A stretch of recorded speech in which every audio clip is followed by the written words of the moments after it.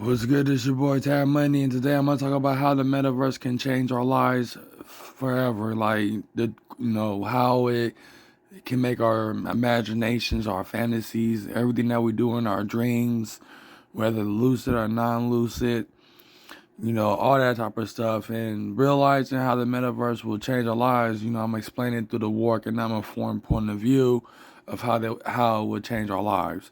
And this came out we in March, right? Yeah, last month, and I'm gonna read the article. The metaverse had gained increasing attention, but its real potential isn't obvious.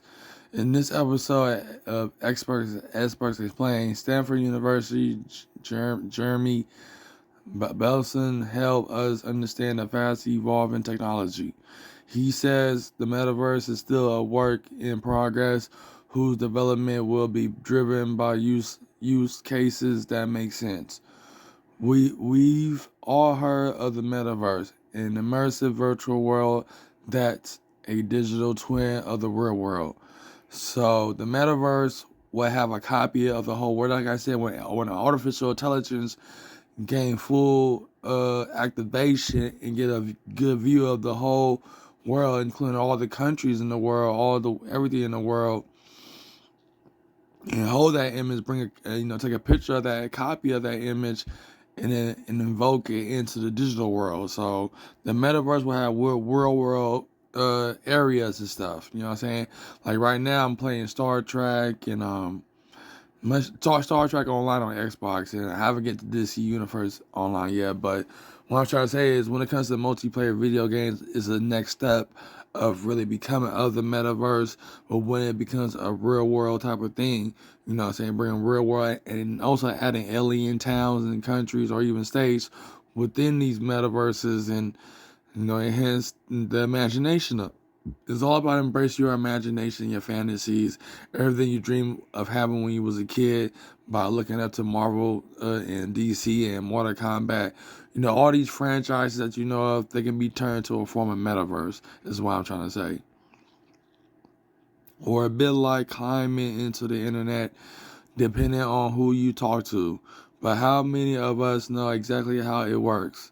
Despite the increasingly slick headsets, the hype and bold predictions, the real potential of the metaverse is not obvious. To help us understand the technology, we talked to Stanford University Jeremy Belson.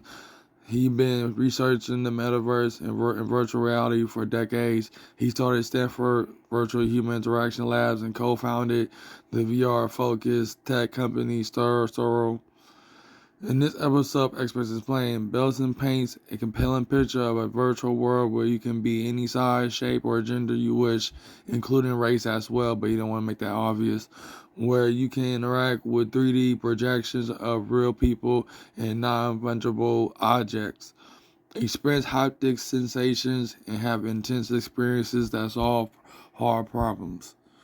The intensity is part of the reason why the metaverse is especially useful in management training, said Belson. You have an experience while rendering another person's body, and you get to walk a mile in that person's shoes. We worked with governments and companies and schools all around the world where we are building VR simulations to increase empathy and diversity training. But Belson isn't offering a vision of unburied tech utopianism.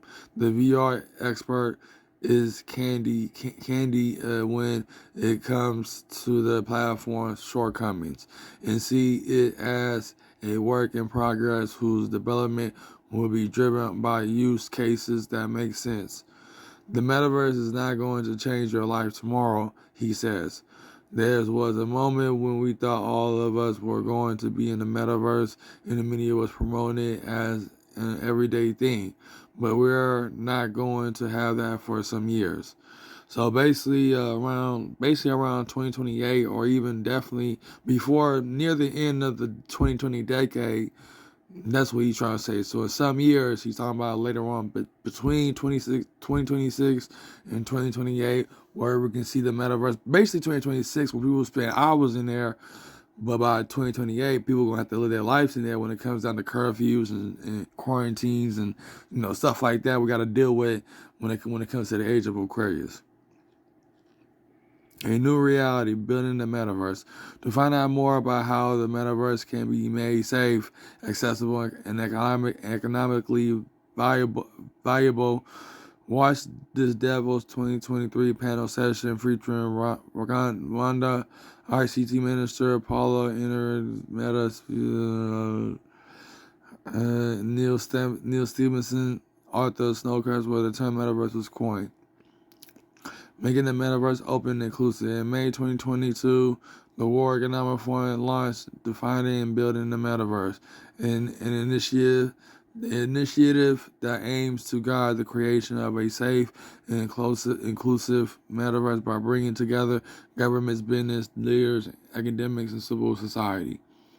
It is divided into two tracks. The government tracks focuses on defining recommended governance frameworks to prevent harm, mitigate risks, ensure equality and interoperability. The value creation track focuses on how economic and social values can be created in the metaverse. It also provides guidance for organizations to prepare for disruption. Both tracks were collaboratively to balance governance with economic and social opportunities. To hear how companies and regulators can build a safe, engaging, useful metaverse, listen to this episode of the Radio Davos broadcast featuring Katie Lee, head of media, entertainment, and sports at the World Economic Forum. For more information on the World Economic Forum works in the metaverse, visit our metaverse page or track how the metaverse is connected to governance, commercial, and gaming. Check out this transformation map. Okay, that was it, y'all. That was short, but at the same time, they want you to watch the videos because that's one thing. But basically, what they're trying to explain here is that they're gonna make a copy of this world. So just imagine what type of games you can make, in neighborhoods like Southside Chicago, or even here in the Bay Area, North Richmond, the Crest, different parts of the hoods in the Bay Area. Imagine what type of games you can create out of those areas once them areas go digital.